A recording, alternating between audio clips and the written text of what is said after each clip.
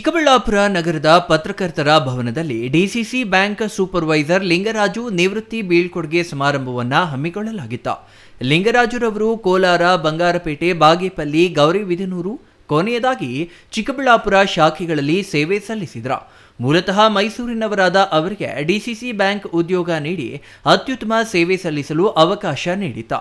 ಇಂದು ಬೀಳ್ಕೊಡುಗೆ ಸಮಾರಂಭದಲ್ಲಿ DCC bank ಉಪಾಧ್ಯಕ್ಷ ತೋಪಡ ನಾಗರಾಜ್, ನಿರ್ದೇಶಕ ಮೋಹನ್ ರೆಡ್ಡಿ, ಜಿಲ್ಲಾ ಸಹಕಾರ ಯೂನಿಯನ್ ಅಧ್ಯಕ್ಷ ಎಚ್.ವಿ. ನಾಗರಾಜ್, ಮಾಜಿ ನಿರ್ದೇಶಕ ಹನುಮೇಗೌಡರು ಭಾಗವಹಿಸಿ ಲಿಂಗರಾಜು ಕಾರ್ಯವೈಖರಿ ಬಗ್ಗೆ ಗುಣಗಾನ ಮಾಡಿದರು.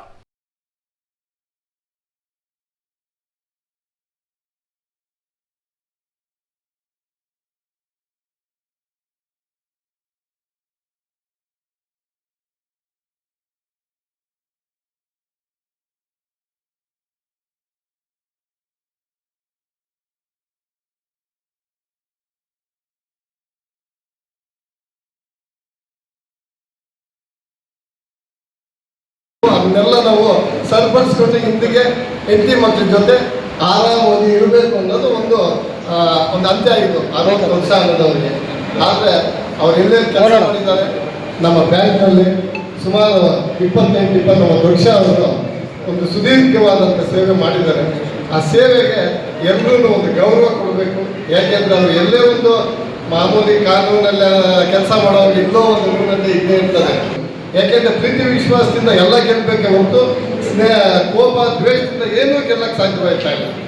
ನಿವೃತ್ತ ಲಿಂಗರಾಜು ಕೋಲಾರ, ಚಿಕ್ಕಬಳ್ಳಾಪುರ ಕೇಂದ್ರ ಸಹಕಾರ ಬ್ಯಾಂಕ್ ನನಗೆ ಜೀವನ ನೀಡಿದ. ನಾನು ಸೇವಾವಧಿಯಲ್ಲಿ ಉತ್ತಮ ಸೇವೆ ಮಾಡಿದ ತೃಪ್ತಿ ಇದೆ.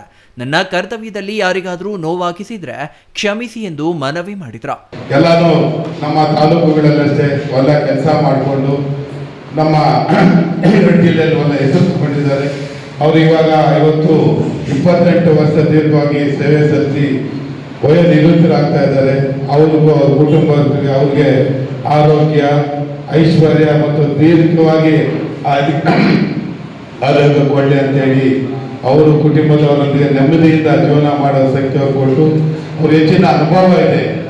ಇವತ್ತು ಯಾರೋ ಓದೋಕ್ಕಿಂತ ಅನುಭವ ತುಂಬ ಮುಖ್ಯ ಆಗುತ್ತೆ ಪ್ರತಿಯೊಬ್ಬರಿಗೂ. ಅವ್ರ ಅನುಭವವನ್ನು ನಿವೃತ್ತಿ ಜೀವನದಲ್ಲಿ ಊರಿಗೆ ಹೋಗಿ ವ್ಯವಸಾಯ ಮಾಡ್ತಾರೋ ಗೊತ್ತಿಲ್ಲ ನನಗೆ. ಇಲ್ಲ ಈ ಜಿಲ್ಲೆಯಲ್ಲಿ ಇರೋದಾದರೆ ನೀವು ಯಾರಿಗ ಸಹಾಯ ಮಾಡಿದಾಗ ಬ್ರಾಂಚ್ಗೆ ಹೋಗಿ ನಿಮ್ಮ ಸೇವೆಗಿನ್ನ ಮುಂದುವರಿಬೇಕಂತ ಹೇಳ್ತಾ ಆ ಭಗವಂತ ನಿಮಗೆ ಹೆಚ್ಚಿನ ಆರೋಗ್ಯ ಕೊಡಿ. ಎಲ್ಲರಿಗೂ ಐಶ್ವರ್ಯಕ್ಕಿಂತ ಆರೋಗ್ಯ ತುಂಬ ಮುಖ್ಯ, ನೆಮ್ಮದಿ ಮುಖ್ಯ. ಅವೆರಡೂ ನಿಮ್ಮಲ್ಲಿದ್ದು ಇರಲಿ ಅಂತೇಳಿ ಇವತ್ತು ಇಷ್ಟ. ನಿವೃತ್ತಿ ನಂತರ ನೆಮ್ಮದಿ ಜೀವನ ಮಾಡಿ ಎಂದು ಎಲ್ಲರೂ ಶುಭ ಕೋರಿದ್ರು.